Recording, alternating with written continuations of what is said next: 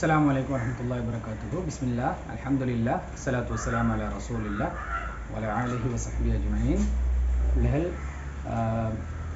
Theory சீரீஸில் mechanics உடைய செக்ஷனில் 2.5 வட்ட இயக்கம் சம்பந்தமாக கடைசி வீடியோவில் பார்த்தோம்.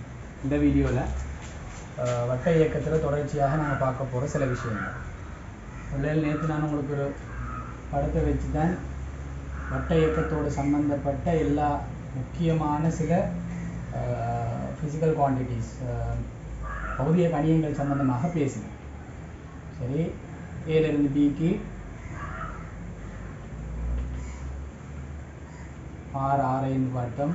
இது எல் என்று சொல்லி நிலத்தை சொன்னோம். இதெல்லாம் வச்சுக்கொண்டு நாங்கள் இந்த தீட்டாவெல்லாம் வரையறுத்து நாங்கள் ஒரு இதொன்று செஞ்சிருக்கோம். சரியான இதில் இந்த இடத்துல ஏங்கிற புள்ளியை கடக்கும்போது ஒரு சீரான அல்லது ஒமேகா 1ங்கிற ஒரு வெலோசிட்டியோட ஒரு கோணவேகத்தோட இந்த பொருள் வருகிறது. வந்து இந்த பியை கடக்கும்போது அதில் கோணவேகம் ஒமேகா 2 என்று வச்சுக்கணும். சரியான இப்போ ஒமேகா 1ஓட வந்து ஒமேகா 2ஓட இதில் போகுது. இதில் கோணவேகத்தில் வளர்ச்சி சீரானது, சீரான வளர்ச்சி, சீரான ஒரு ஆர்முடுகள் கோணவேகத்தில் ஆர்முடுகளாக இருக்குது.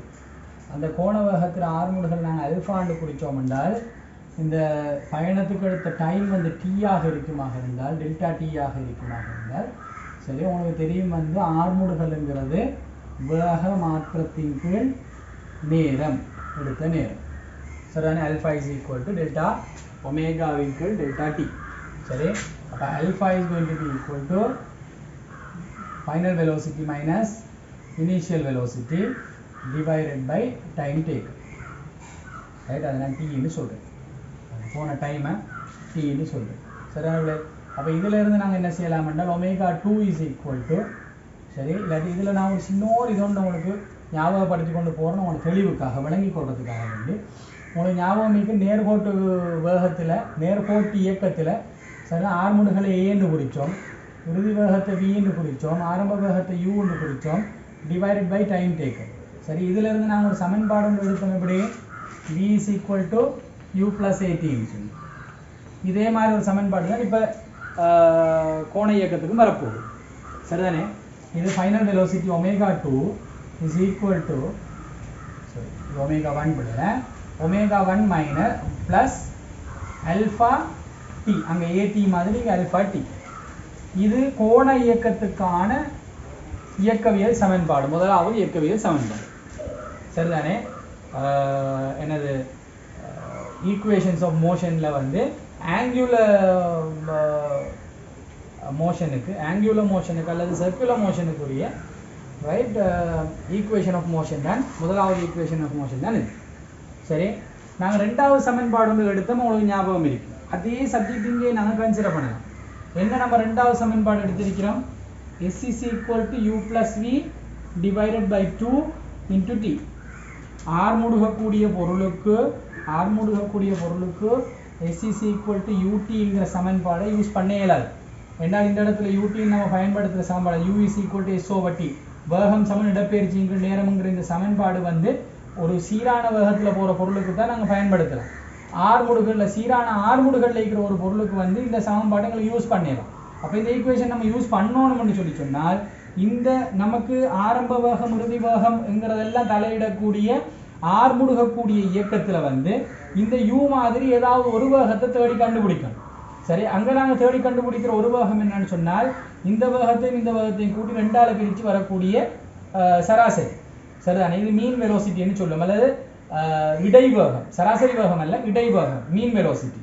சரிதானே? அப்போ u plus v ஆரம்ப வேகம் இறுதி வேகம் டிவைடட் பை 2ங்கிறது வரும். இதில் ஃபுல் விளக்கம் வந்து ஃபர்ஸ்ட் வீடியோவில் நான் கொடுத்துருக்கிறேன். இது என்ன இந்த இயக்க சமன்பாடுகளை எடுக்கிற அந்த முதலாவது செக்ஷனில் என்னது 2.1 முதலாவது செக்ஷனில் ரெண்டாவது வீடியோவில் உங்களுக்கு இதை பார்க்கலாம். சரிதானே? இயக்க சமன்பாடுகள் நம்ம எப்படி எடுத்தோம்ன்றது. சரி, இதே பேட்டர்னில் நாங்கள் இதை கற்பனை செய்வோம், மிச்சம் போக தேவை.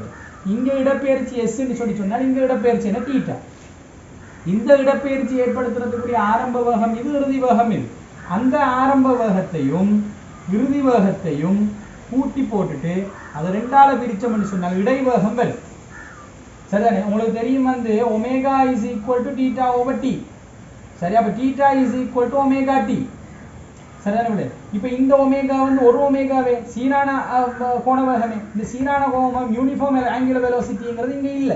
இந்த ஆக்சலரேஷன் ஒன்று இருக்குது ஆங்குலர் வெலோசிட்டியில. அப்ப ஆக்சலரேஷன் இருக்கிறதுனால இதே மாதிரி நாங்க என்ன செய்யறோம்னா u plus v கூட்டுறோம். கூட்டி போட்டு ரெண்டால பிரிக்கிறோம். பிரிச்சு போட்டு டைம் டேக்கன் t ஆல மல்டிப்ளை பண்றோம். இது ரெண்டாவது ஈக்குவேஷன் ஆஃப் மோஷன். சரி, இது ரெண்டையும் வெச்சுக்கொண்டு தான் இந்த சமன்பாட்டையும் வெச்சுக்கொண்டு தான் நாங்க மத்த எல்லா சமன்பாடும் எடுத்தது. சரி, s is equal to ut plus half at squared என்கிற ஈக்குவேஷன் ஒன்று இருக்குது. அது நாங்க எடுத்தது இந்த சமன்பாடை வெச்சுக்கொண்டு தான் இந்த ரெண்டு சமன்பாட்டையும் வந்து கம்பைன் பண்ணி தான் எடுத்தோம். அதே மாதிரி v squared is equal to u squared plus 2as என்கிற சமன்பாடு, இது இந்த சமன்பாடும் இந்த ரெண்டையும் கம்பைன் பண்ணி எடுத்த சமன்பாடு. சேம் as இந்த ஈக்குவேஷன் நீங்க கம்பைன் பண்ணி எடுத்த மாதிரி இந்த ரெண்டு ஈக்குவேஷனையும் கம்பைன் பண்ணி நாங்க இங்கேயும் ஈக்குவேஷன்ஸ் எடுப்போம். சரிதானே? இதே மாதிரி θ is equal to s க்கு பதில் θ போடுறோம். ut க்கு பதில் நாங்க என்ன செய்யறோம்னா omega 1 into t plus half into a க்கு பதில் ஆல்பா, t க்கு பதில் t தான் t ஸ்கொயர். இது மூணாவது சமன்பாடாக இருக்கு. சரிதானே? நாலாவது சமன்பாடு v ஸ்கொயர். v ஸ்கொயருக்கு பதில் என்ன? ஒமேகா 2 ட square is equal to omega 1 ட ஸ்கொயர் plus 2 into a க்கு பதில் ஆல்பா, s க்கு பதில் θ. இது நாலாவது இயக்க சமன்பாடு. சரிதானே? அப்ப இந்த நாலு சமன்பாடுகளும் வந்து நாங்க என்ன செய்யறோம்னு சொன்னா கோண இயக்கத்துல என்னது இயக்க சமன்பாடுகளாக வச்சிருக்கிறோம். சரிதானே? அப்ப நோட் ஒன்று போடுங்க. நோட் ஒன்று போட்டு கீழே எழுதிக்கோங்க பிள்ளை. கோண இயக்கத்திலும் நேர்கோட்டு இயக்கத்தில் நாங்கள் கருதுவது போன்றே அந்த நேர்கோட்டு இயக்கத்தில் நாங்கள் கருதுவது போன்றேன்றதை பிரக்கெட் பண்ணிட்டு இயக்க சமன்பாடுகள் பின்வருமாறு புறப்படுகின்றது.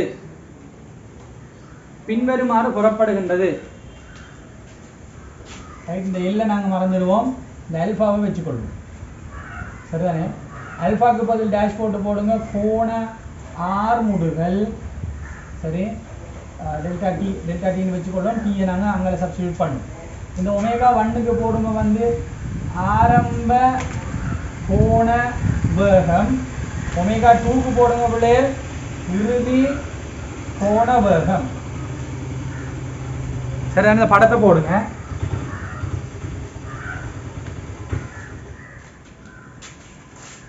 படத்தை போட்டுட்டு கீழே எழுதி கொடுங்க பிள்ளைகள்.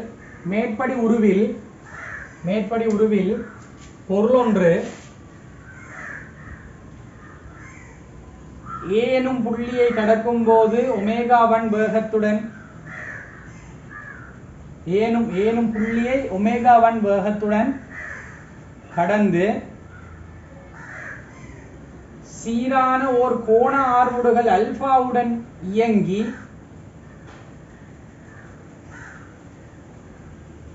B ஐ அடையும் போது அதன் கோண வேகம் ஒமேகா 2 ஆக மாறி இருந்தது.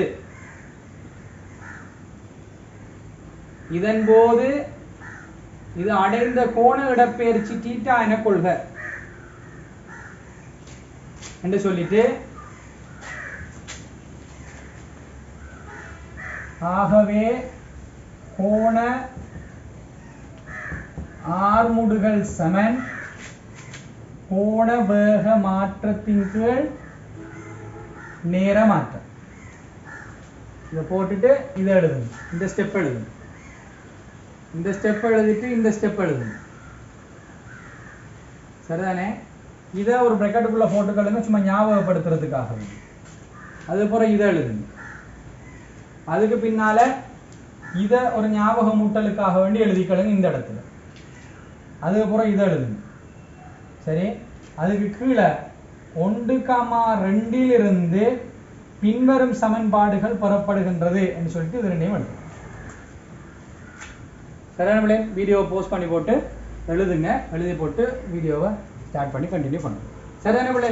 ரைட். அப்போ இதுதான் அந்த கோண இயக்கத்துக்கான அல்லது வட்ட இயக்கத்துக்கான இயக்கவியல் சமன்பாடுகள். சரி, அடுத்தது இப்போ நம்ம 3 பௌதிக கணியங்கள் சம்பந்தமா பார்த்துருக்கிறோமே. அப்போ நாங்கள் இந்த அடுத்த பௌதிக கணியத்துக்கு கொஞ்சம் ஸ்பெஷலாக போவோம், ஒரு கலையங்கம் போட்டு போவோம். அதுக்கு முன்னால் நான் ஒரு கதை சொல்கிறேன், வட்ட இயக்கத்தோட சம்மந்தப்பட்ட ஒரு விஷயத்தை சொல்கிறேன், அவதானிச்சு பாருங்க. இப்போ தான் பிள்ளை நாங்கள் வட்ட இயக்கத்தை புரிஞ்சு கொள்ள போகிறோம். இப்போ நான் சொல்ல போகிற இந்த விஷயம் ஆக முக்கியமான ஒரு விஷயம்.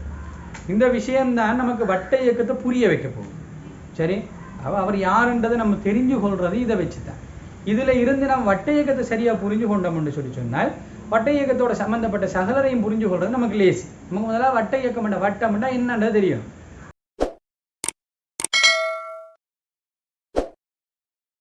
இந்த வட்ட இயக்கத்துக்கு போகிறதுக்கு முன்னால் பிள்ளைகள் நீங்கள் முதலாவது ஜஸ்ட் வட்டம்ங்கிற அந்த விஷயத்துக்கு ஒரு டெஃபினிஷன் எடுத்துக்கணும். வட்டம்ங்கிறதுக்கு உங்களுக்கு ஞாபகம் இருக்கும் பிள்ளைகள், இந்த கிரேட் 6, 7, 8, 9 எல்லாம் இந்த வட்டத்தை நீங்கள் கண்ணால் கண்டுட்டீங்க. எங்கள் நர்சரியில் படிக்கிற நேரம் வந்து ஒவ்வொரு ஷேப்ஸ்ன்னு சொல்லி நீங்கள் படிச்சிருப்பீங்க. சரி, ட்ரையாங்கிள்னு படிச்சுப்பீங்க, ரெக்டாங்கிள்னு படிச்சுப்பீங்க, முக்கோணம், சதுரம், செவ்வகம் இதெல்லாம் படிச்சிருப்பீங்க. சரிதானே? அதில் நீங்கள் படிக்கிற ஒரு விஷயம் தான் சர்க்கிளுங்கிறது. சரி, வட்டம்ன்றது. இந்த சர்க்கிளுங்கிறத நீங்கள் படிக்கிற நேரத்தில் சர்க்கிளை பற்றி அறிமுகப்பட்டு 1, 2, 3, 4 கிரேடுகள் தாண்டி ஒரு 6, 7, 8 வரும்போது இந்த சர்க்கிளுக்கு ஒரு டெஃபினிஷன் கொடுப்பீங்க. சரிதானே? இப்போ நீங்கள் வந்து முக்கோணம் என்று நம்ம கொடுக்குற நேரத்தில் 3 பக்கத்தை எப்படி எழுதுவீங்க? இதுக்கு ஒரு வரை விலக்கணம் இருக்கு. சரிதானே? 3 பக்கத்தை கொண்டு மூடிய ஒரு. சரி, நான் ஒரு நாட்பக்கம் எழுதுற நேரம் 4 பக்கத்தை கொண்டு மூடிய ஒரு. சரி, 5 பக்கம் இருந்தால் பெண்டகன் என்றெல்லாம் சொல்லுவோம். சரி, 2 பக்கத்தை கொண்ட ஒரு மூடிய ஒரு இருக்குதான்னு கேட்டால் உங்களுக்கு இல்லை, அப்படி ஒரு சாமான் இல்லை. சரிதானே? ஆனால் ஒரே ஒரு பக்கத்தை கொண்ட மூடிய உரு ஒன்று இருக்குதா என்று கேட்டால் இருக்குது. அதுக்கு தான் நாங்கள் சர்க்கிள்னு சொல்றோம். சர்க்கிளுங்கிற ஒரு லைன் தான். சரிதான்? இந்த ஒரு லைனை வச்சுக்கொண்டு தான் இந்த சர்க்கிளை நாங்கள் வடிவமைக்கிறோம்ங்கிறது நமக்கு இந்த அடிப்படையில் நாங்கள் தெரிஞ்சிருக்க வேண்டிய உருக்கள் சம்பந்தமாக நர்சரியில் நாங்கள் தெரிஞ்சிக்க வேண்டிய விஷயம். இது ஒரு பக்கத்தை வச்சு தான் செஞ்சிருக்குதுன்னு சொல்லி. சரிதானே? ஏன்னா ஒரு நேர்கோடு அதை பிடிச்சி வளைச்சி வச்சிருக்குது, அவ்வளோதான். சரி, வளைச்சி வச்சா இதுக்கு 2 லைன் வரப்போகல. 2 லைனை வச்சுக்கொண்டு ஒரு சர்க்கிள் செய்யலாம். ஒரு சர்க்கிளுக்கு மேலே இன்னொரு சர்க்கிள் வேண்டாம் வைக்கலாம். ஒரு லைனை வச்சுக்கொண்டு தான் ஒரு சர்க்கிள் செய்ய போகிறோம். சரிதானே பிள்ளை? இந்த ஒரு லைனை வச்சுக்கொண்டு ஒரு சர்க்கிள் செய்கிற நேரத்தில் நம்ம இப்படி வளைச்சு ஒரு சர்க்கிளோட செய்யும். சரி, இது நம்ம செய்யும் போது சரி, இப்போ உங்களுக்கு இதை வரைய சொல்றாங்க. வரைய சொல்ற நேரம் நீங்க பொதுவாக சர்க்கிள் வரைகிற நேரம் நான் இப்படியே சோக்க பிடிச்சுக்கொண்டு இப்படியே வரைஞ்சேன்னு வைங்களேன். சரி, இப்போ இந்த சர்க்கிள் லட்சணம் உங்களுக்கு விளங்கு. சென்னை சர்க்கிள் மாதிரியே கண்ணுக்கு தெரியாது. சரி, இப்படி நமக்கு சர்க்கிள் வரையது. அப்படியே நான் இப்படி பிடிச்சி சர்க்கிளோடு வரைகிறதாக இருந்தாலும் நான் என்ன செய்யணும்னு சொல்லி சொன்னால் நடுவில் ஒரு புள்ளியை வச்சுட்டு இந்த புள்ளியில இருந்து சமதூரத்தில் வார மாதிரி அந்த கையை அப்படியே கொண்டு போனோம்னு சொல்லி சொன்னால் சில நேரம் மட்டும் நல்ல ஒரு வட்டம் கொண்டு வரும். இல்லை என்றால் பொதுவாக இந்த புள்ளையை இப்படி நசிச்சு பிடிச்சிட்டு இந்த புள்ளியில ஒரு வட்டாரியை கொண்டு போயிட்டு இதை குத்தி வச்சுக்கிட்டு அதுக்கு பிறகுதான் நாங்கள் சர்க்கிள் தொடங்குவோம்.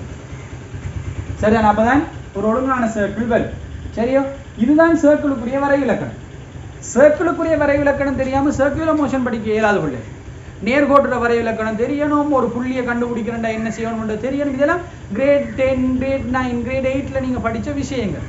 இதில் கம்பினேஷன் அதில் உள்ள அந்த அறிவை நீங்கள் எடுத்துக்கிட்டு வந்து அதை கம்பைன் பண்ணி பார்க்கலான்னு சொல்லி சொன்னால் நீங்கள் உள்ள பாடத்தை விளங்கல.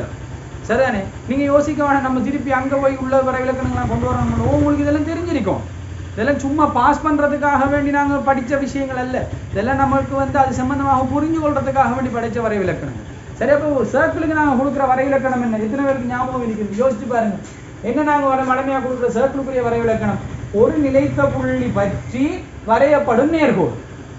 அதான் சர்க்கிள். ஒரு நிலைத்த புள்ளி பற்றி வரையப்படும் நேர்கோடு. இது ஒரு நேர்கோடு, ஒரு கோடு. சரிதானே? ஒரு நிலைத்த புள்ளி பற்றி வரையப்படும் கோடு, அதுதான் வந்து சர்க்கிள். இப்படி ஒரு நேர்கோடு கீறலாம். இப்படி நாங்கள் கீற நேர்கோடு வந்து ஒரு நிலைத்த புள்ளி பற்றி இப்படி கீரையில. சரிதானே? அந்த ஒரு நிலைத்த புள்ளி அப்படி இழுத்துக்கிட்டு தான் கீறலாம். சரி, ஒரு புள்ளியை பற்றி நாங்கள் நேர்கோடு கீறதுக்கு ட்ரை பண்ண மாட்டோம். அதாவது வட்டமாக தான் வந்து நிற்கும். அப்போ வட்டம் என்று சொல்றது எப்பயுமே ஒரு நிலைத்த புள்ளியை அடிப்படையாக கொண்டு தான் நாங்கள் கீற போறோம்.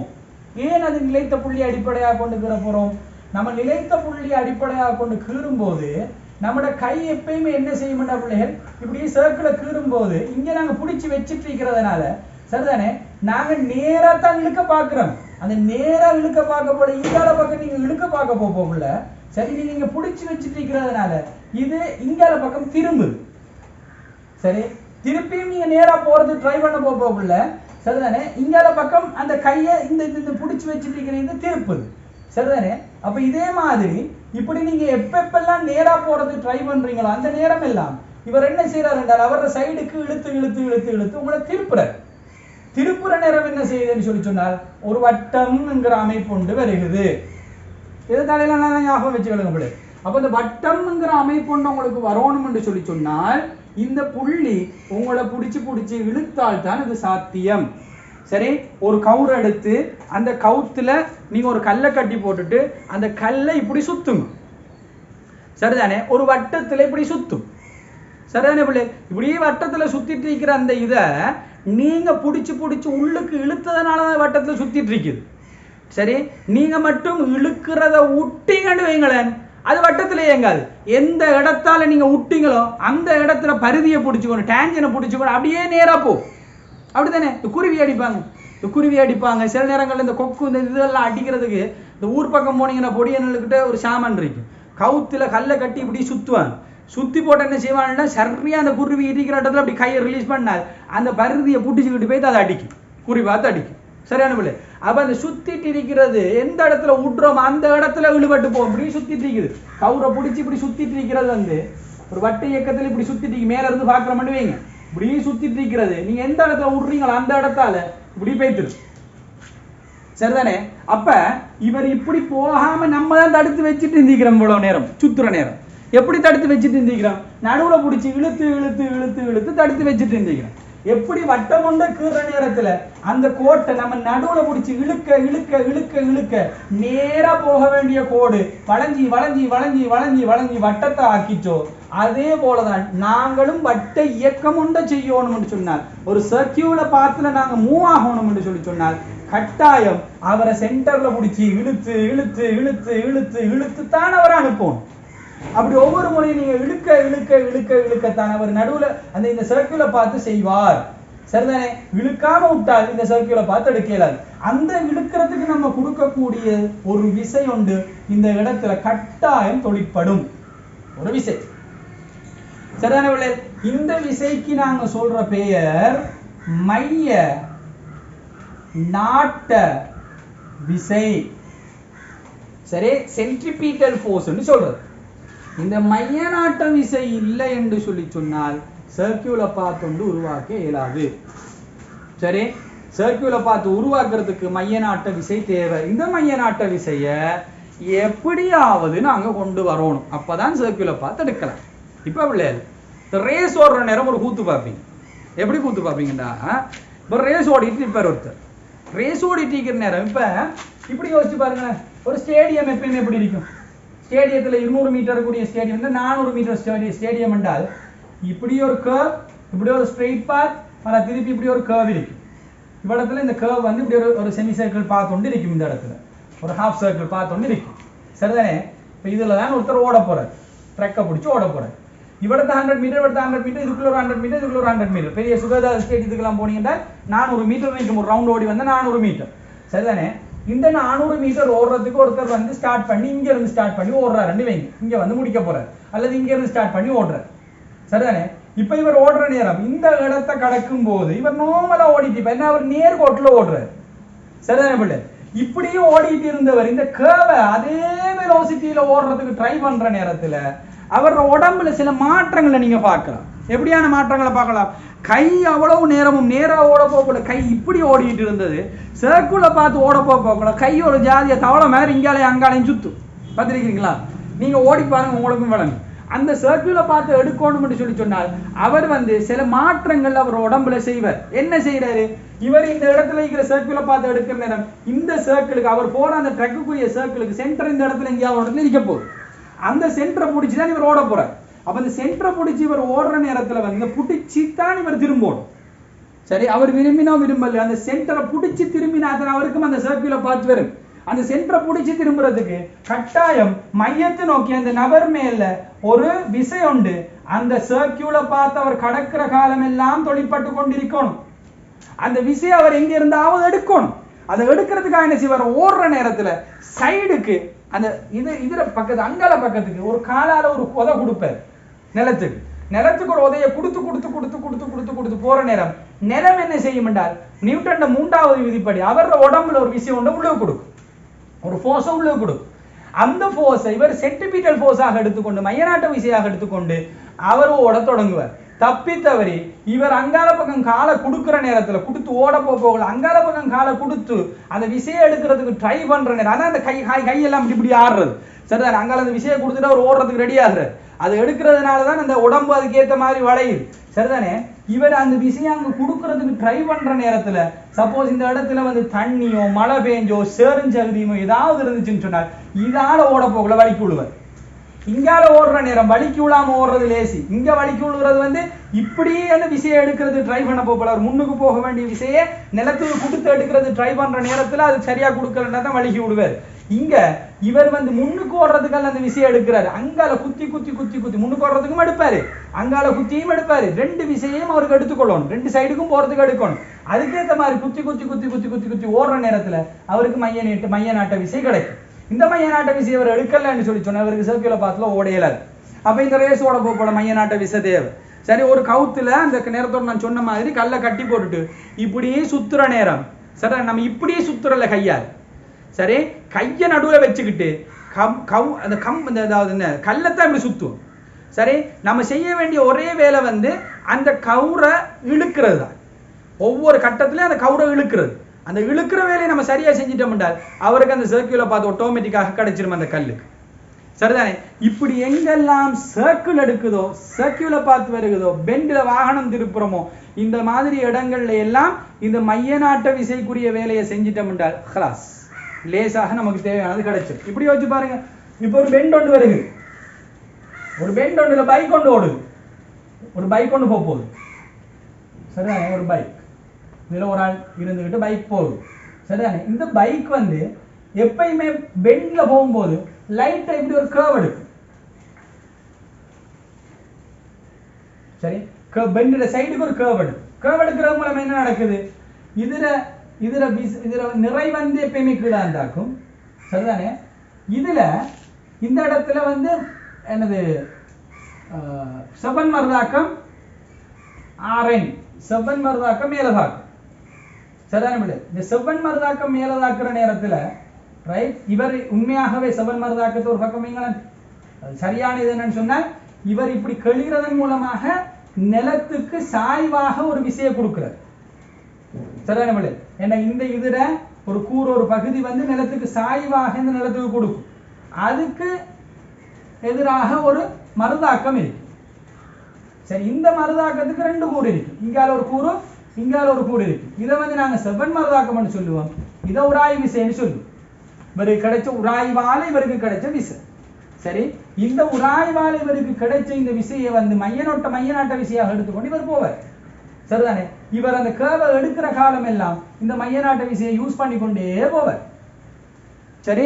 அப்ப எப்பயுமே ஒரு கர்வ் எடுக்கிற ஒரு வேலை நடக்கணும் என்றால் சென்ட்ரிபீட்டல் ஃபோர்ஸ்ங்கிறது முக்கியம்ங்கிறத வழங்கி கொள்றதுக்கு இந்த உதாரணங்கள் உங்களுக்கு ஹெல்ப்ஃபுல்லா இருந்திருக்கும்னு நினைக்கிறேன் சரிதானே பிள்ளைகள். ரைட், இதுதான் மைய நாட்ட விசை சரி. மைய நாட்ட விசை சரியா. இந்த மைய நாட்ட விசைன்றது வந்து ஒரு சமன் செய்யப்படாத ஒரு விசை சரிதானே. ஏன்னு சொன்னால் ஒரு விசை ஒன்று தொழிற்படுகிறது, அந்த விசை வந்து மற்ற பக்கம் அங்கால பக்கம் ஒரு விசையும் இல்லை. அந்த பொருள் தான் கொடுத்து எடுத்தாலும் ஒரு மைய நாட்ட விசை இந்த சைட்ல மட்டும்தான் அந்த விசை இருக்குது. அது இருக்கிறதுக்கு ஒரு விசை இல்லைன்னு சொன்னால் இது ஒரு சமன் செய்யப்படாத விசை. அப்ப சமன் செய்யப்படாத விசைக்கு F = ma சமன்பாடு தாராளமாக நீங்க யூஸ் பண்ணலாம். ஏனென்றால் இந்த இடத்துல போகக்கூடிய பொருளுக்கு ஒரு மாஸ் இருக்கும், அதனால அதுக்கு ஒரு அக்சலரேஷன் இருக்கு. அப்ப மையத்தை நோக்கி ஒரு விசை ஒன்று தொழிற்படுற நேரம் ஆர்முடுகள் உண்டும் மையத்தை நோக்கி இருக்கும்ங்கிறதையும் மறந்துடப்படாது. ஒரு ஆர்முடுகள் மையத்தை நோக்கி இருக்கு. இந்த ஆர்முடுகளுக்கு நாங்க சொல்ற அக்சலரேஷன் ஒன்று இருக்கு. இந்த அக்சலரேஷனுக்கு சமன் செய்யப்படாத விஷயம் என்றால் ரிசல்டன்ட் ஃபோர்ஸ். ரிசல்டன்ட் ஃபோர்ஸ் வந்து கீழே இருக்கு, அதாவது சென்டர் நோக்கி இருக்கு சரிதானே. அக்சலரேஷன் ஒன்று இந்த இடத்துல தொழிற்படும். இந்த அக்சலரேஷனுக்கு நாங்க சொல்றது மைய நாட்ட ஆர்முடுகள் சென்ட்ரிபீட்டல் அக்சலரேஷன் சொல்லுவோம் சரிதானே பிள்ளைகள். ரைட், இந்த சென்ட்ரிபீட்டல் அக்சலரேஷன் என்ன, எப்படி அது தொழிற்படும், இதுகள் சம்பந்தமாக தான் இது பூரா நாங்கள் கதைக்க போறோம் சரியா. Right, okay. இப்ப தலையங்கம் போடுங்க. மைய நாட்ட ஆர்முடுகள் மைய நாட்ட ஆறுமுடுகள். பிள்ளைய நான் இப்ப சொன்ன இந்த வழக்கங்கள் ஒன்று நாங்கள் நோட்ஸ் எழுத போறல. உங்களுக்கு இதுல ஏதாவது திருப்பி பார்க்கணும் போல இருந்தால் வீடியோ போஸ்ட் பண்ணி போட்டு ரிவைண்ட் பண்ணி பாருங்க. ஏதாவது டவுட் இருந்தால் கமெண்ட் செக்ஷன்ல கமெண்ட் பண்ணுங்க. இன்ஷால்லா அந்த டவுட்ல கிளியர் பண்ணணும்னு சொன்னா நான் இன்ஷால்லா கிளியர் பண்றேன். சரிதானே பிள்ளை? இப்ப ஒரு சர்க்கியூல பார்த்து நாங்கள் நோட்ஸ் எழுதிக்கொள்வோம். ரைட். மைய நாட்ட ஆறுமுடுகள் கீழே எழுதி கொடுங்க. வளைவான பாதை ஒன்றில் பொருளொன்று இயங்க வேண்டுமாயின்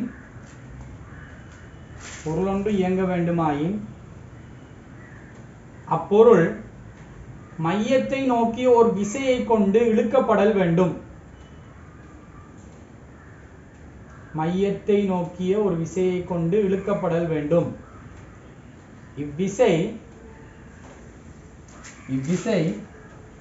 ஒரு சமன் செய்யப்படாத விசையாக இருக்கும் அதேவேளை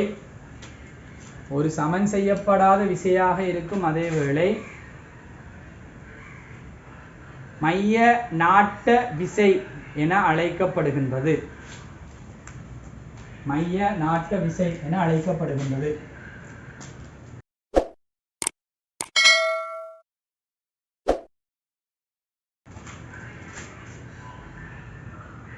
அடுத்த பாயிண்ட்ல சமன் செய்யப்படாத ஒரு விசை தொழிற்படுவதனால்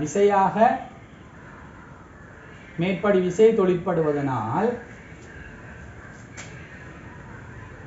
F is equal to ma எனும் சமன்பாட்டை கருதும் போது இதற்கு மையத்தை நோக்கி ஒரு ஆர்முடுகளும் இருத்தல் வேண்டும் என்பதை விளங்கலாம். எனவே இவ்வார்முடுகள் மைய நாட்ட ஆர்முடுகள் என அழைக்கப்படுகின்றது.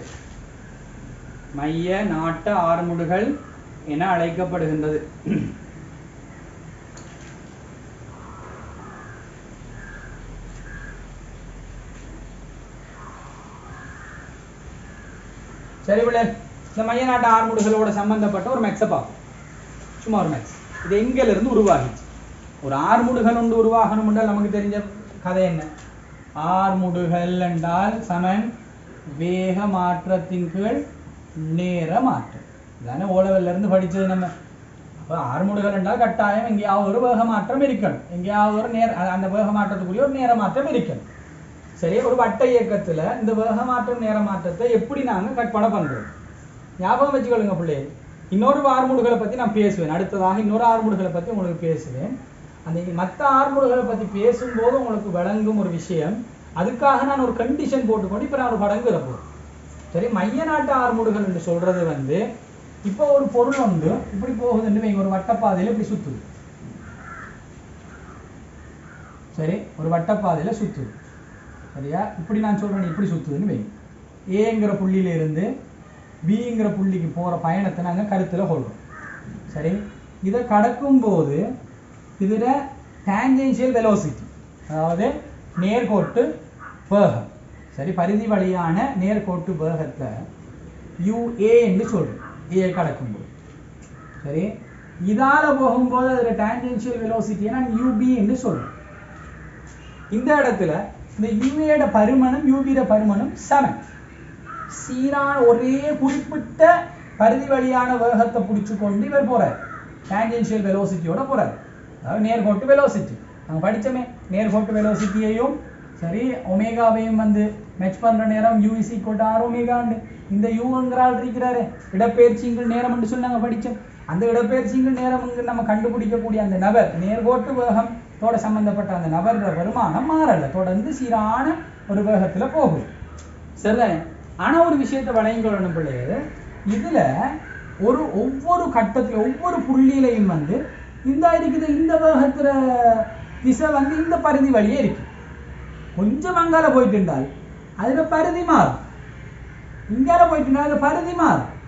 போக போக ஒவ்வொரு புள்ளியும் ஒவ்வொரு தனித்தனி புள்ளியையும் கடக்கிற நேரத்துல அதுல பரிதி மாறுறது, அதாவது பரிதிங்கிறது மாறுறதுனால அதுல திசை மாறிக்கொண்டே இருக்கு.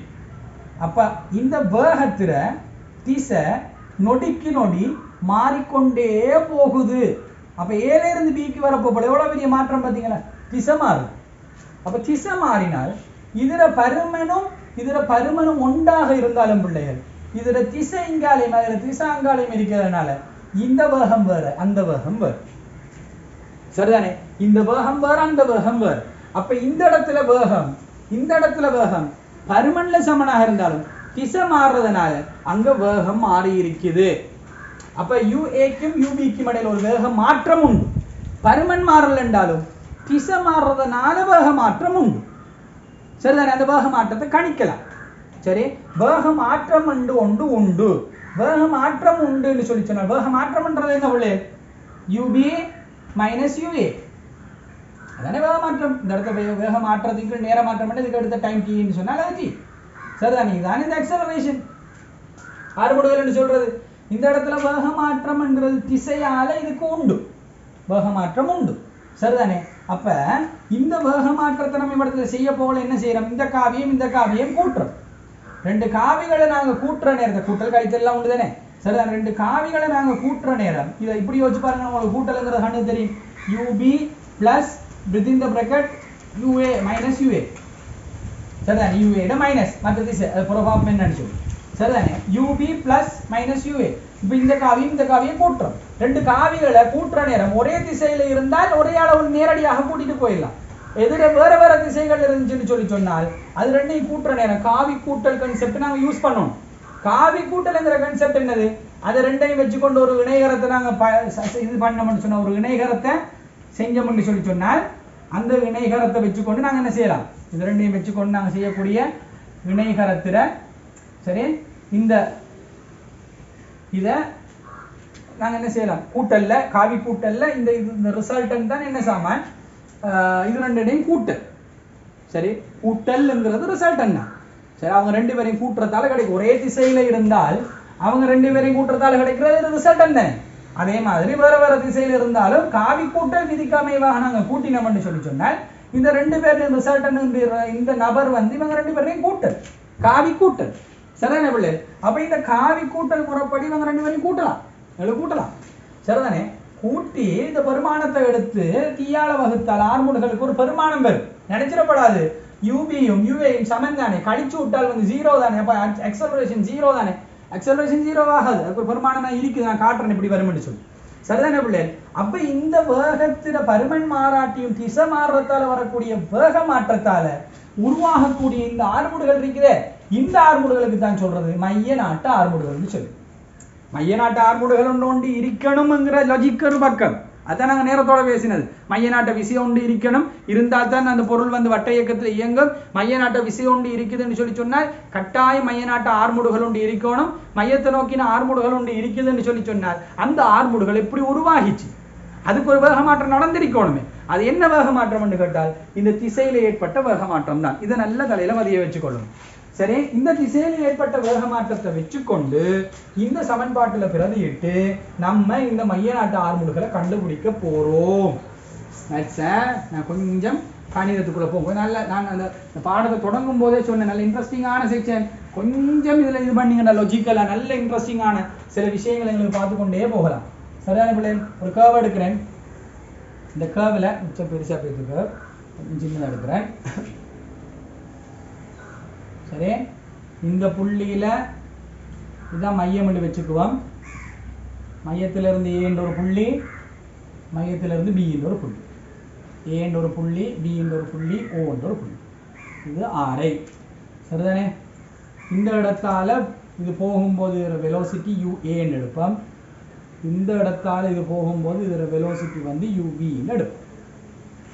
சரிதானே பிள்ளை? ரைட். இப்ப ஆர்முடுகள் சமன் வேக மாற்றத்தின் கீழ் நேர மாற்றம். இதுக்கு அடுத்த நேர மாற்றத்தை நான் டி என்று சொல்றேன். சரிதானேமா? இப்ப இந்த வேக மாற்றத்தை எப்படி சொல்லலாம்? யூபிங்கிற காவி சய யூஏங்கிற காவி. இது பிரிக்கப்படுகிறது நேரத்தால். இந்த யூபி என்கிற காவி சயங்கிறத நான் இவரத்துல சகண்டு மாற்றி விதின் த பிரக்கெட் மைனஸ் யூஏட காவி. யூஏட காவில மைனஸ் இதன் கீழ் டி. இப்போ நான் என்ன செய்யணும், காவி கூட்டல் ஒன்று செய்யணும் யூபிக்கும் மைனஸ் யூஏக்கும். யூபிக்கும் மைனஸ் யூஏக்கும் ஒரு காவி கூட்டல் செஞ்சேன் என்றால் இந்த பகுதியில பெருமானம் எனக்கு கிடைச்சது. சரிதானே? இதை நான் டெல்டா யூன்னு சொல்றேன்னு வைங்களேன், வேகத்தில் ஏற்பட்ட மாற்றம் உண்டு. இந்த டெல்டா யூட பகுதி எனக்கு கிடைச்சது. வேணுமென்றால் அதையும் ஒரு படியாக ஒரு ஸ்டெப்பாக எழுதிக்கொள்ளும். சரிதானே? இவங்க ரெண்டு பேருக்கு இடையில ஒரு ஸ்டெப் ஒன்று இவரது சரி கொள்ளும் வந்து acceleration is equal to, இந்த acceleration is equal to delta u over delta t. அல்லது t. சரியா அவளே? ரைட். அப்ப இந்த டெல்டா ஓவர் டி இந்த இடத்துல வந்து டெல்டா யூக்கு பதில் UP minus யூஏன்றதை காட்டிக்கிற UP plus E minus U A. சரிதானே? இப்போ இவ்விடத்துல ஒரு காவி இருக்குது, எனக்கு யூஏன்ற ஒரு காவி இருக்குது. இந்த இடத்துல இடப்பெயர்ச்சி கோண இடப்பெயர்ச்சி வந்து டீட்டான்னு எடுக்கிற பிள்ளைல இங்க இருந்து இங்க போறதுக்கு கோண இடப்பெயர்ச்சி டீட்டா. சரி, கொஞ்சம் இங்க பாருங்க பிள்ளைல, உங்களோட ஓ லெவல் மேத்ஸை கொஞ்சம் யோசிச்சு பாருங்க. ரைட். இதை பார்த்தீங்கன்னா உங்களுக்கு விளங்கும். இந்த கோணமும் இந்த கோணத்தையும் கூட்டினால் 180 பார். ஒரு நாட்பக்கல்ல எதிரெதிர் கோணம். இது நீங்க படிச்ச விஷயங்கள. இது இது இது இது இது 180 பார். இதையும் கூட்டினா 180 பார். சரிதானே? அப்ப இது வந்து 180 மைனஸ் டீட்டாண்டால் இது வந்து என்னவா இருந்திருக்கும், இதுவும் டீட்டாவாக இருந்திருக்கும். அப்ப இந்த காவிக்கும் இந்த காவிக்கும் இடையில் உள்ள கோணம் இந்த இடப்பெயர்ச்சிக்கு சமனாக இருக்குது. மறந்துடாது, நினைவு வச்சுக்கொள்ளுங்க. இந்த இடப்பெயர்ச்சிங்கிறது வந்து பொதுவாக நாங்கள் ரேடியன்ல கொடுக்கலாம். ரேடியன்ல கொடுக்கணும்னா என்ன செய்யணும்ன்றதை நான் சொல்றேன். இப்ப பாருங்க பிள்ளைகள், இந்த இடத்துல யூஏ இருக்குது. சரி, இதுல இருந்து நாங்க யூபியை கட் பண்ண பாருங்க பிள்ளைகள், யூபியை கட் பண்ணணும். இது யூபி. சரியா? இந்த கோணம் எவ்வளவு? தீட்டா. சரியானமா? இப்ப இந்த யூஏ யூபி இந்த தீட்டான்ற கோணத்திலே தாக்கு. இப்ப இவங்க ரெண்டு பேருக்கும் விளைவில் எடுத்தால் இப்படி ஒரு விளைவில் வரும். அந்த விளைவில் என்ன சாமான்? யூஏ பிளஸ், இல்லாட்டி மாத்தி போடுறேன் உங்களுக்கு வழங்குறதுக்காக, யூபி பிளஸ் யூஏ. அந்த அந்த காவிக்கு இந்த ரெண்டு காவிகளையும் கூட்டினால் கிடைக்கிறது தான் இந்த விளைவில் யூபி பிளஸ் யூஏ. எனக்கு தேவைப்படுறது யூபி பிளஸ் யூஏ அல்ல, U B plus minus U A. Right. ரெண்டு காவியை கூட்டணும். ஒரு காவி யூபி, அது சரி. ஆனா மற்ற காவி யூஏ அல்ல, மைனஸ் யூஏ. அப்ப என்ன செய்யணும்? இதை திசையை பிடிச்சி மாத்திடும். அப்ப என்கிட்ட இருக்கிற காவி ரெண்டும் இப்படியான காவி. சரிதானே உள்ள? அப்ப இப்படியான காவி என்று சொல்லி சொன்னால் எனக்கு வார விளையுள் இதுவல்ல, இந்த இடத்துல வார விளையுள் இதுவல்ல, இந்த கோடல்ல. எனக்கு வார விளையுள் இதை வச்சு கொண்டு செய்யக்கூடிய நாட்பக்கல், அதாவது வினைகரத்தில இந்த மூலையுள் இது, இந்த ஆறு தான் எனக்கு தேவை. சரிதானே? அந்த ஆறுட பெருமானம் என்ன? சரி, இது வந்து இப்ப மற்ற திசைக்கு மாத்தியாச்சு. இது மைனஸ் யூஏ. இந்த ஆறுட பெருமானம் யூபி பிளஸ் மைனஸ் யூஏ. அவதான் எனக்கு தேவை. சரி, அப்ப அவருக்கு கிடைச்சாங்க எக்ஸலரேஷனை கண்டுபிடிச்சிருக்கோம். அப்ப இந்த இந்த லைனோட பெருமானம் என்ன? இந்த லைன் வந்து யார்? சரி, அந்த லைனை எடுக்கிறதுக்காக நான் இப்போ ஒரு வேலை செய்யணும். ஆரை வச்சுக்கிறேன்னா r is equal to u b minus plus minus u a. இவருக்குரிய ஆரத்தை நான் கண்டுபிடிக்க போறேன். இந்த ஆரை நான் இப்படி சொன்னால் உங்களுக்கு கோபம் வருமானு சொல்லும். இந்த லென்த் அப்படியே நான் இங்கால பக்கம் எடுக்கிறேன். நான் உங்களுக்கு கடைசி வகுப்புகளை சொல்லி இருக்கிறேன். ஒரு புள்ளியில குத்தினா என்ன இழுத்தா என்ன ரெண்டு முறையே எஃபெக்டை தான் அது செய்ய போகுது. சரி, அதே மைனஸ் யூஏ என்று சொல்லக்கூடிய அந்த பெருமானத்தால தள்ளுறேன். சரிதானே? அந்த அந்த காவியால தள்ளுறேன். தள்ளினால் சரி, இப்ப இந்த லென்த்துக்கு ஒரு ஆள் சமனா இருப்பார். யாரு? இவர் சமனா இருப்பார். இது ஆருக்கு சமனாக இருக்கு. சரிதானே? அப்ப நான் இந்த போர்ஷனை மட்டும் கழட்டி எடுத்துட்டு வா. இந்த போர்ஷனை மட்டும் கழட்டி எடுத்துட்டு வா. கழட்டி எடுத்துட்டு வந்தால் எனக்கு யூபி காவி இங்காலையும் சரி, யூஏ காவி இங்காலையும் இருக்கு. சரிதானே? இந்த இருக்கிறது ரிசல்டனாக இருக்கு. அப்ப இது வந்து யூபி காவியாக இருக்கும், இது யூஏட மைனஸ் காவியாக இருக்கு. இப்ப நம்ம இந்த லென்த்ங்கிறது திசையை தான் இந்த மைனஸ் குறிக்குமே ஒழிய இந்த லென்த்ங்கிறது குறிக்கிறது என்ன சாமான்? பருமன். அப்ப இந்த லென்த் எவ்வளவு என்று கேட்டால் இவங்க ரெண்டு பேரும் ஒரே பருமானம் u ஓட தான் போனாங்கன்னு வைங்க. பருமன் ஒன்று திசை மாறுது. இவரோட பருமனும் u, இவரோட பருமனும் u ஒன்று வச்சுக்கோங்களேன். சரி, அப்ப இந்த லென்த் வந்து u ஆக இருந்திருக்கு. இந்த லென்த்தும் என்னண்டால் அதுவும் u தான், இதுவும் u, அதுவும் u தான். இது மைனஸ் u அல்ல, பரிமாணம் மட்டும் தான் எடுக்க போறோம். இந்த நீளத்தை சும்மா ஜியோமெட்ரிக்காக இந்த நீளத்தையும் இந்த நீளத்தையும் வகை குறிக்கிறது. இந்த நீளம் u ஆയിരിக்கும், இந்த நீளம் u ஆയിരിக்கும். இப்ப யோசிச்சு பாருங்க பிள்ளை, இதுவும் இதுவும் u என்றால் இது ரெண்டும் சமன் என்றால் இது இதால வரக்கூடிய இந்த இந்த இந்த தீட்டான்றது இதான இந்த தீட்டா, இந்த தீட்டாவும் சின்னதென்றால், இந்த தீட்டாவும் சின்னதென்றால் இது ரெண்டையும் ஒரு ஆரையாக கொண்ட ஒரு வட்டம் ஒன்று இந்த இடத்துல உருவாகிறதுக்கான ஒரு ஒரு ஒரு ஒரு அமைப்பு ஒன்று இடத்துல மகான். ஏன்னா இதுவும் சமன் இதுவும் சமன், ஆரைகள் சமன் தானே உள்ள, இங்காலேயும் ஒரு யூ இங்காலேயும் ஒரு யூ. அப்ப இது ஒரு வட்டத்துல பரிதி மாதிரி வருது. தீட்டா சின்னதா இருந்தா, தீட்டா சின்னது என்று ஏன் கற்பனை பண்ணணுங்கிறது நேரத்தோட வீடியோல நான் சொல்லியிருக்கிறேன். சரி, தீட்டா சின்னதா இருந்தால் இது ஒரு வட்டத்துல பரிதி மாதிரி கற்பனை பண்ணலாம்.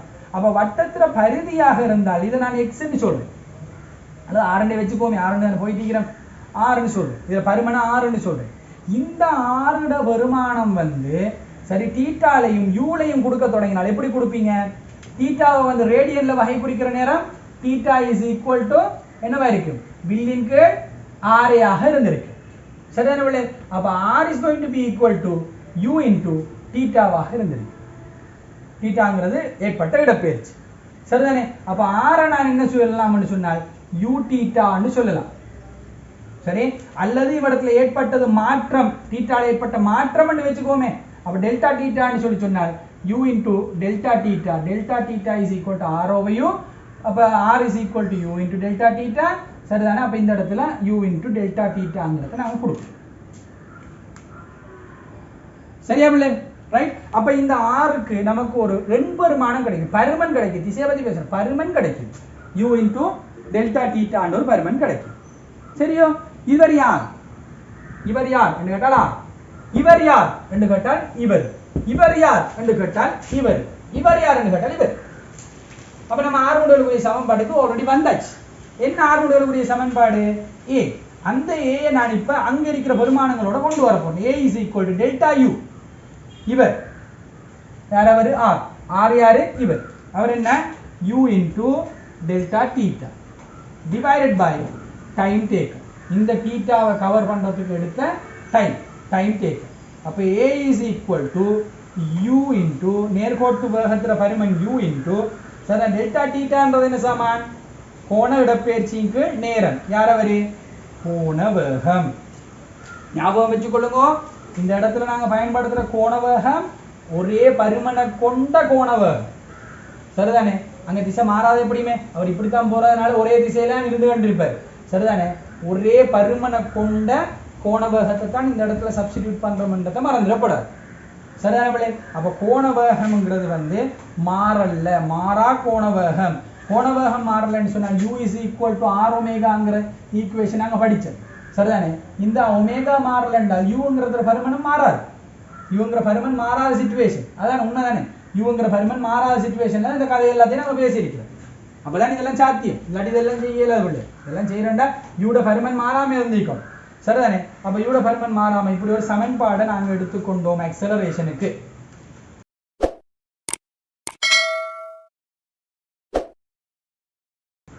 சரிதானே? அப்ப ஆக்சலரேஷனுக்கு இந்த சமன்பாட்டை வச்சுக்கொண்டு இது என்ன ஆக்சலரேஷன்? மைய நாட்ட ஆர்முடுகள். இந்த மைய நாட்ட ஆர்முடுகள்ங்கிற இந்த ஆக்சலரேஷன் சமன்பாட்டுல இந்த ஆர் ஒமேகாங்கிற இந்த சமன்பாட்டை இந்த சமன்பாட்டை வந்து சப்ஸ்டிடியூட் பண்ணோம்னால் யூக்கு பதில் ஆர் ஒமேகாவை போட்டோம்னால் ஆர் ஒமேகா ஸ்கொயர்டுங்கிற ஒரு சமன்பாடு வரும். இது இரண்டாம் சமன்பாடு. சரிதானே? அதே மாதிரி ஆக்சலரேஷனுக்கு இந்த ஒமேகாவுக்கு பதில் u over r கொண்டு சப்ஸ்டிடியூட் பண்ணீங்கன்னு சொல்லி சொன்னா u squared over r ன்னு சொல்லி இன்னொரு சமன்பாடும் இந்த ஆக்சலரேஷனுக்கு கிடைக்கும். சரிதானே? ரைட். ஆஃப் ஆக்சலரேஷனுக்கு நம்ம கைவசம் 3 சமன்பாடுகளை நாங்கள் எடுத்துக்கொள்றோம். சரியா? ரைட். இப்ப நம்ம என்ன சொன்னோம்? இது மைய நாட்ட ஆர்முடுகள் ஒன்று இருக்குது. மைய நாட்ட ஆர்முடுகள் எங்க இருந்து உருவாகிச்சு? மைய நாட்ட விசையில இருந்து உருவாகிச்சு. அதுக்கு f is equal to m இது சமன் செய்யப்படாத விசைன்றதுனால இது ஆர்முடுகள் நான் கற்பனை பண்றோம். சரியான பிள்ளை? அப்ப இந்த ஆர்முடுகளை கொண்டு போய் இந்த சமன்பாட்டில் நாங்கள் சப்ஸ்டிடியூட் பண்ணினால் f is equal to m into u omega என்கிற ஒரு சமன்பாட்டை எடுத்துக்கலாம். இல்லைன்னு சொன்னால் f is equal to m into r omega ஸ்கொயர்டுங்கிற ஒரு சமன்பாட்டை எடுக்கலாம். இல்லையா f is equal to m into u squared over r என்ற ஒரு சமன்பாட்டை எடுக்கலாம். இந்த மூணு சமன்பாடும் அதே மாதிரி ஆர்முடலுக்கு கிடைக்கிற மூணு சமன்பாடு மாதிரி மைய நாட்ட விசைக்கு கிடைக்கக்கூடிய மூணு சமன்பாடு. சரியான இதுதான் மிக சிம்பிளான நல்ல இன்ட்ரெஸ்டிங்கான நல்ல லாஜிக்கலான சென்டிபீட்டல் அக்சலரேஷன் சென்டிபீட்டல் ஃபோர்ஸ் மைய நாட்ட ஆர்முடுகள் மைய நாட்ட விசைங்கிற கான்செப்ட். சரியான மேம் ரைட். இப்போ கீழே மைய நாட்ட ஆர்முடுகள் என்று தலையங்கம் போட்டுட்டு கீழே எழுதிக்கிடுங்க.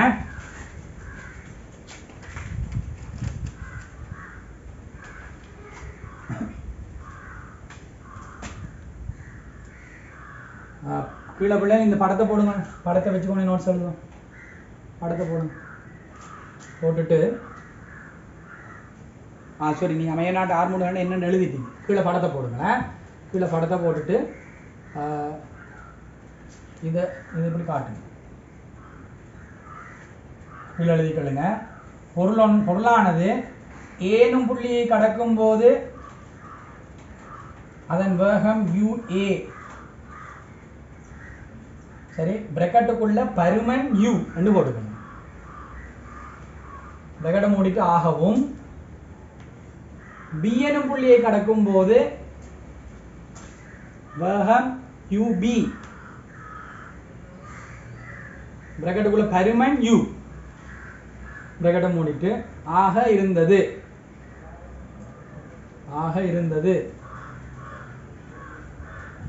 இங்கு பருமனில் மாற்றம் ஏற்படாவிடினும் திசையில் மாற்றம் ஏற்படுவதனால் இது வேக மாற்றமாகவே கருதப்படுகின்றது.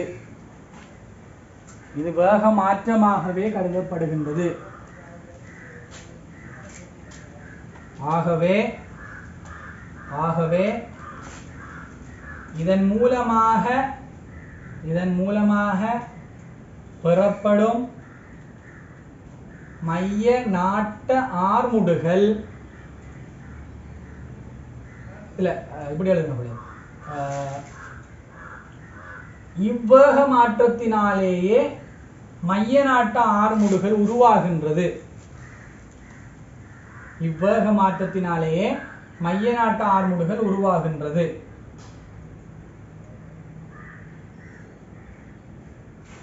ஆகவே மைய நாட்ட ஆர்முடுகள் இது போடுங்களா. மைய நாட்ட ஆர்முடுகள் சமன் வேக மாற்றத்தின் கீழ் நேர மாற்றம்.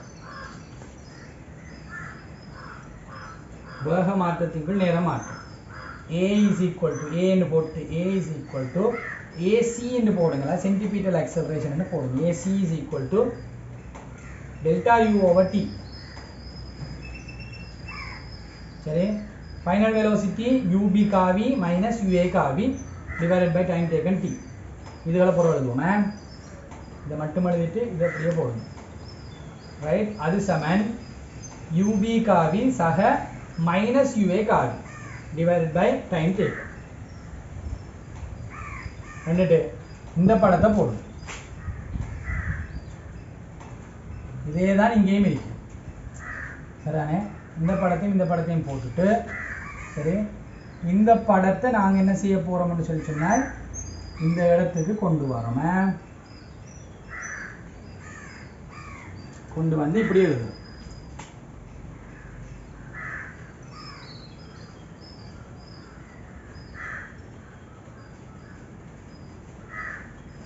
சரியா பிள்ளை? இதை போட்டுட்டு கீழே எழுதுங்களேன். இங்கு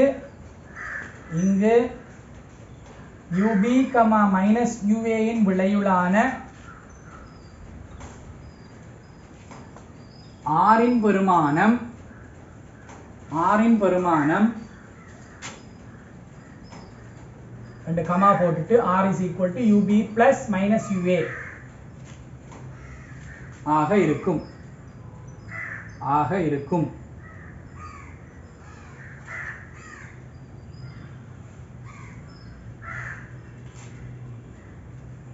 அடுத்த பாயிண்ட்ல UA, UB இன் பருமன்கள் சமன் ஆகையால்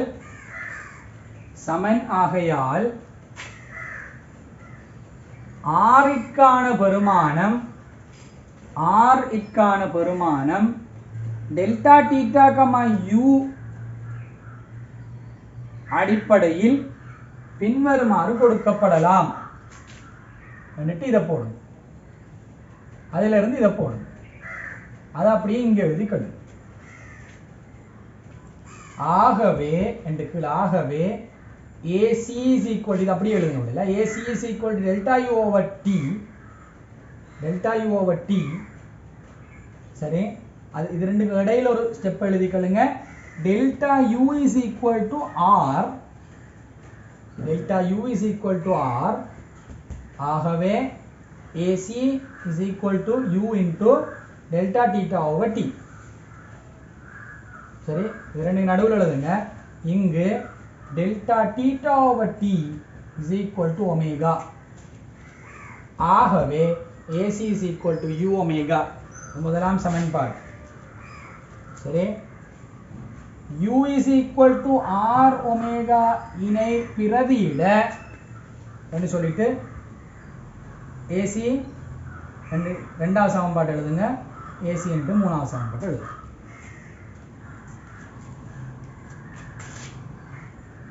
அடுத்த வந்தியில் எழுதுங்க பிள்ளைகள். இவ்வாறுமுடுகலானது மையநாட்ட விசையோடு தொடர்புபடும்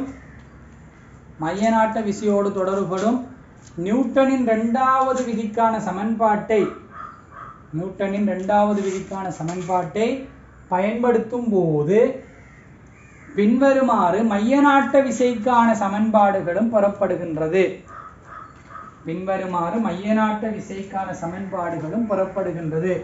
என்று சொல்லி போட்டுட்டு F is equal to MA பண்ணிட்டு இது அப்படியே எழுதுங்க.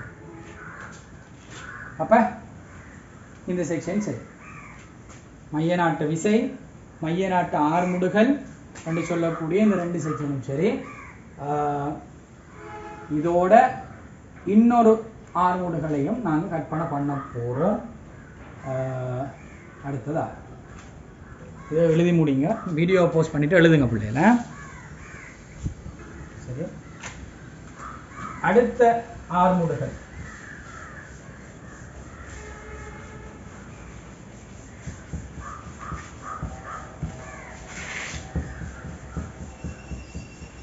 நாங்கள் மைய நாட்டு ஆர்முடுகளை கற்பனை பண்ணினது எப்படி? இந்த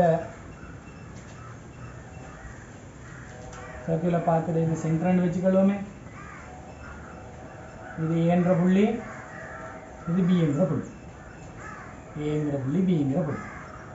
இப்போ இதால் வரக்கூடிய வேகம் UA, இதால் உள்ள டேஞ்சென்ஷியல் வெலாசிட்டியை நேர்கோட்டு வேகம் UB, இந்த ரெண்டையும் வச்சுக்கொண்டு தான் நாங்கள் என்ன செஞ்சோம், இவங்க ரெண்டு பேரும் பருமன் மாறாட்டி திசை மாறினால் என்று கதைச்சோம். இப்போ இது எப்போ பருமன் மாறாமல் இருக்கும்?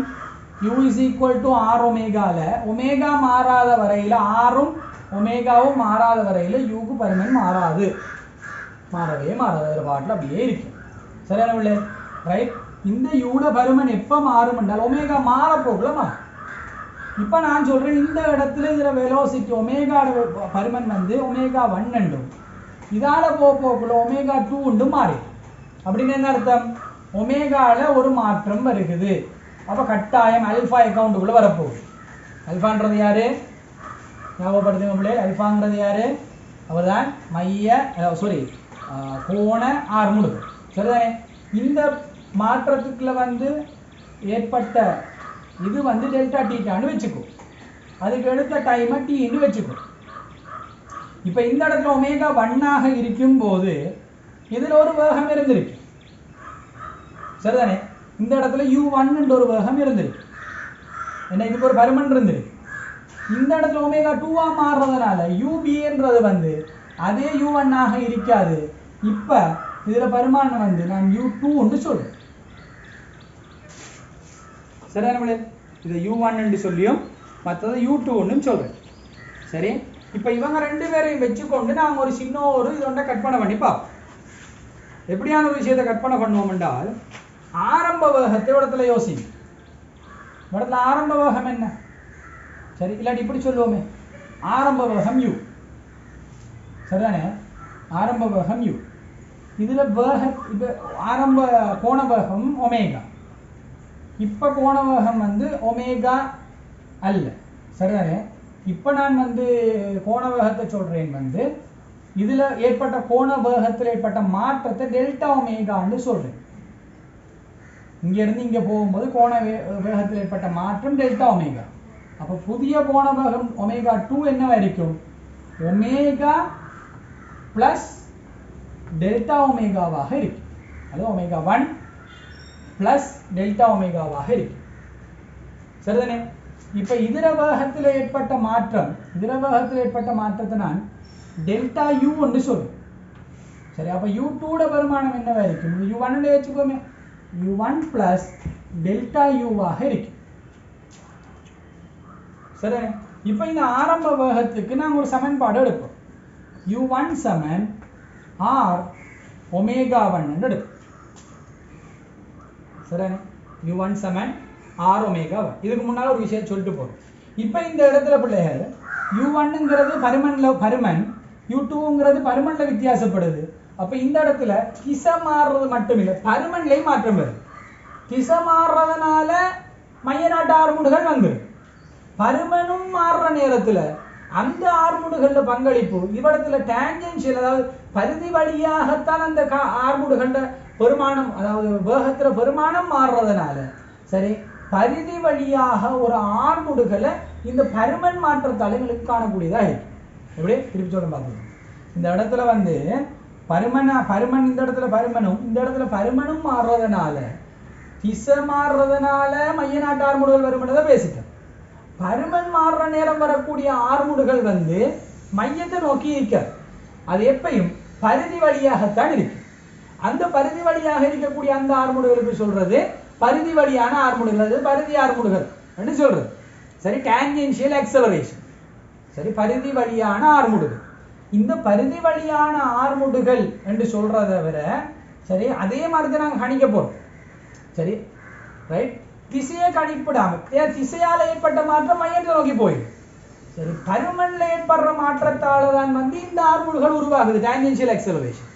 சரி, அப்ப A டான்ஜென்ஷியல் ஆக்சலரேஷன் அது சமன் என்னவா இருக்கும்னு சொல்லி சொன்னால் delta U divided by time taken. சரி, இந்த டெல்டா U யாருன்னு சொன்னால் u2 மைனஸ் u1, அது டிவைடட் பை டைம் டேக்கன். இது பருமனை மட்டும்தான், நாங்கள் இந்த பருமனை வச்சுதான் இந்த ஆர்முடுகள் உருவாகிறதுனால பருமனை மட்டும் நாங்கள் கன்சிடர் பண்ணால் போதும். சரி, u2 மைனஸ் u1. இப்போ விஷயத்துக்கு வாங்க. இது u1 r ஒமேகா 1. இந்த u1க்கு மாதிரி இது u2க்கு நாங்கள் ஒரு பெருமானம் எடுக்கலாம். u2 சமன் r ஒமேகா 2. சரியான பேர் r ஒமேகா 2. இந்த நான் திருப்பி ஒரு ஒழுங்கு எழுதுறேன், விளங்குறதுக்காக எழுதுறேன். u2 சமன் r ஒமேகா 2. இந்த u2க்கு பதில் இவ்வளவு சப்ஸ்டிட்யூட் பண்ணேன், u1 பிளஸ் டெல்டா u, அது சமன். சரிதானே? இதுக்கு பதில் நான் இதை சப்ஸ்டிட்யூட் பண்ணேன், ஒமேகா 1 பிளஸ் டெல்டா ஒமேகா. சரிதானே பிள்ளை? ரைட். இப்போ இவ்விடத்துல இந்த u1க்கு பதில் சரி, இந்த u1க்கு பதில் r ஒமேகா 1 சப்ஸ்டிட்யூட் பண்ணேன். u1க்கு பதில் r ஒமேகா 1 சப்ஸ்டிட்யூட் பண்ணினால் plus delta u is equal to r omega 1 plus r delta omega வரும். சரியான? அப்ப இதுவும் போச்சுன்னு சொன்னால் டெல்டா u வேகத்தில் ஏற்பட்ட மாற்றம் சமன், வேகத்தில் ஏற்பட்ட மாற்றம் சமன் r இன்டு டெல்டா ஒமேகாவாக இருக்கு. அப்போ வேகத்தில் ஏற்பட்ட இந்த மாற்றத்துக்கு நான் r இன்டு டெல்டா ஒமேகாங்கிறது சப்ஸ்டிட்யூட் பண்ணினால் டிவைடட் பை t. இது வந்து கோண வேக மாற்றம். கோண வேக மாற்றத்தை நேரத்தால் பிரிச்சோம்னு சொல்லி சொன்னால் உங்களுக்கு தெரியும், அதுதான் கோண ஆர்முடுகள். சரி, அப்ப tangential acceleration AT is equal to கோண ஆர்முடுகள் தர RI என்கிற ஒரு சமன்பாடு எங்களுக்கு கிடைக்கும். அப்போ ஒரு பொருளுக்கு 2 ஆக்சலரேஷன் இப்படி பருமனும் மாறிக்கொண்டு அதில் வேகம் போகுமாக இருந்தால் அந்த பொருளுக்கு மைய நாட்டு ஆர்முடுகளும் இருக்கும், பரிதி வழியான ஒரு ஆர்முடுகளும் இருக்கும். அப்போ 2 ஆர்முடுகள்லையும் ஒரு விளையுள் ஆர்முடுகள் ஒன்று அந்த பொருளுக்கு தொடர்ந்து இருந்து கொண்டே இருக்கும். சரி, இது வந்து என்ன சாமான்? இதுதான் டான்ஜென்ஷியல் ஆக்சலரேஷன். ஆக்சலரேஷன் இன்னொரு வகையான ஆக்சலரேஷன் நாங்கள் கட் பண்ண போனோம். சரிதானே? இதில் தலையங்கம் போட்டுக்கோங்க. பரிதி வழியான ஆர்முடுகள் டான்ஜென்ஷியல் ஆக்சலரேஷன்.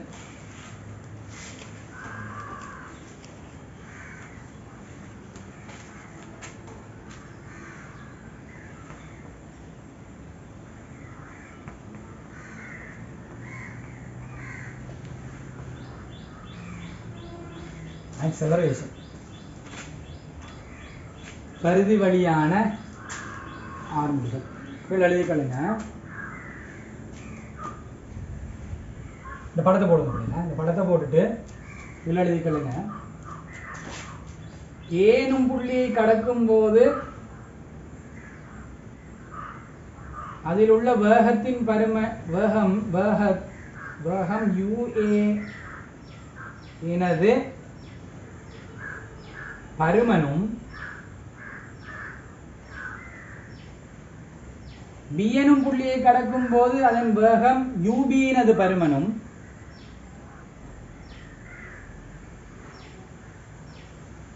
வேறுபடுமாயின்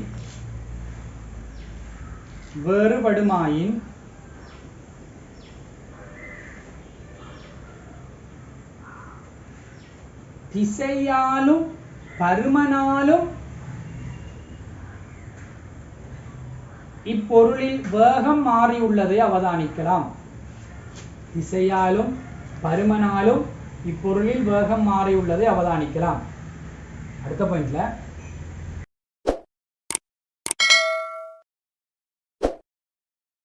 திசையால் ஏற்பட்ட வேக மாற்றமானது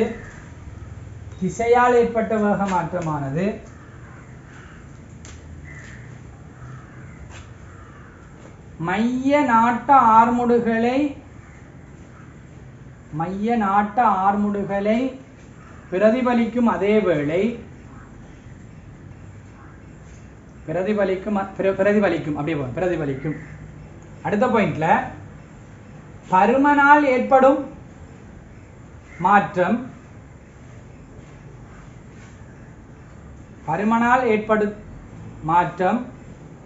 பிரதிபலிக்கும் ஆர்முடுகளானது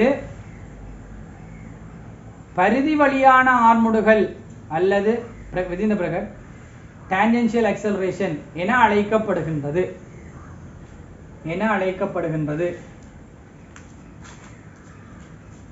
சரி, இதெல்லாம் போட்டுக்கொள்ளுங்களேன். இந்த UA U1 இதில் ஏற்பட்ட மாற்றம் டெல்டா ஒமேகா. சரிதானே? ஆகவே இதில் டெல்டா இது எல்லாத்தையும் போட்டுக்கொள்ளுங்களேன். ஆக்சலரேஷன் டான்ஜென்ஷியல் கோண ஆர்முடுகள் ஒமேகா. சரி, ஆங்குலர் ஆக்சலரேஷன் ஒமேகா இதையும் போட்டுக்கொள்ளுங்க. போட்டுக்கொண்டுட்டு AT சமன் டெல்டா U over T சமன் U2 minus U1 over T. சும்மா காட்டிக்கொள்ளுங்க, இது தேவைப்படாது. U2 minus U1 over T. சரிதானே? கீழே எழுதிக்கொள்ளுங்க.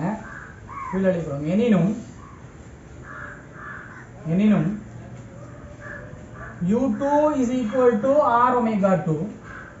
U2 க்கு பதில் இதை பிரதியிடுங்க, R into omega 2 க்கு பதில் இதை பிரதியிடுங்க. சரிதானே? இந்த ஸ்டெப் அவ்வளோத்தையும் முடிச்சு இங்கே வரைக்கும் வாங்க. இதை போட்டுட்டு ஆகவே AT சமன் டான்ஜென்ஷியல் ஆக்சலரேஷன் AT சமன் R into delta omega over T. எனினும் delta omega over T is equal to alpha. இதை எழுதுங்க வந்து கோண ஆர்முடுகள். ஆகவே AT சமன் R omega. AT சமன் R omega. சரிதான பிள்ளை? அப்போ இதான் வந்து வட்ட இயக்கத்தோட சம்பந்தப்பட்ட எல்லா பிசிக்கல் குவான்டிட்டிஸும் அதோட சம்பந்தப்பட்ட விஷயங்கள்லாம் படிச்சுட்டோம். இப்போ வட்ட இயக்கத்தை கேள்வி எடுத்து செஞ்சு பாருங்க. சரிதானே. கேள்விகள் செய்ய இயலாமல் போகும் பட்சத்தில் இன்ஷால்லா நாங்கள் கொஷின் சீரிஸுக்கு போவோம். கொஷின் சீரிஸை நாங்கள் இன்னும் நான் முடிச்சுக்கிட்டு வரோம். சரிதானே. அந்த செக்ஷன் முடிய போல வட்டி இயக்கமன்ற செக்ஷனில் கொஷின் சீரிஸ் வரும்போது டாக்டர் GK நகேர புக்கை நாங்கள் செய்கிற நேரத்தில் GK நகேர் சார் நிறைய புக்ஸில் நிறைய கேள்விகள் போட்டிருக்கிறார். அந்த கேள்விகள் எல்லாம் எந்த அளவுக்கு உங்களுக்கு தியரியை கவர் பண்ணணுமோ அதுக்கு தேவையான எல்லா பக்கத்துலையும் நீங்கள் யோசிக்கிறதுக்கு தேவையான கேள்விகள் போட்டிருக்கிறாரு. சிங்கள மீடியத்தில் புக் இருக்குது, தமிழ் மீடியத்தில் அந்த புக் இல்லை. இங்கிலீஷ் மீடியத்தில் ஒரு சில புக்கள் டிரான்ஸ்லேட் ஆகி வந்திருக்குது. ஏதோ நாங்கள் சிங்களத்தையும் தெரிஞ்சு தான் இருக்கணும் இந்த நாட்டில் இருக்கிறதாக இருந்தால் அந்த வகையில் வந்து நாங்கள் என்ன செய்வோம்னு சொன்னால் சிங்களத்தையும் எடுத்துக்கொண்டு சிங்களத்தில் உள்ள கொஸ்டினை அப்படியே நாங்கள் செய்கிறதுக்கு ட்ரை பண்ணுவோம் இன்ஷால்லா. சரிதானே பிள்ளை. அப்போ இந்த கேள்வி வந்து இதில் வரக்கூடிய கேள்விகளை நாங்கள் கொஷின் சீரிஸில் படிப்போம். டவுட்டுகள் இருந்துச்சுன்னு சொன்னால் கமெண்ட் செக்ஷனில் கமெண்ட் பண்ணுங்கள். டவுட் இதுதான்னு சொல்லி என்னால் முடிஞ்சால் அந்த டவுட்டை நான் இன்ஷால்லா கிளியர் பண்ணுறேன். சரிதானே பிள்ளை. அல்லாஹ் லேசாகட்டும். சொல்லித்தந்த விஷயங்களை அல்லாஹு தஆலா அதில் பரக்கத்தை வச்சு உங்களோட சிந்தனையில் தெளிவாக்கி உங்களோட பாடத்தில் விளக்கத்தையும் தரணும் என்று துவா செஞ்சு கொள்கிறேன். பாரக்கல்லாஹு ஃபீக்கும். ஜஸாக்குமுல்லாஹ் ஹைர்.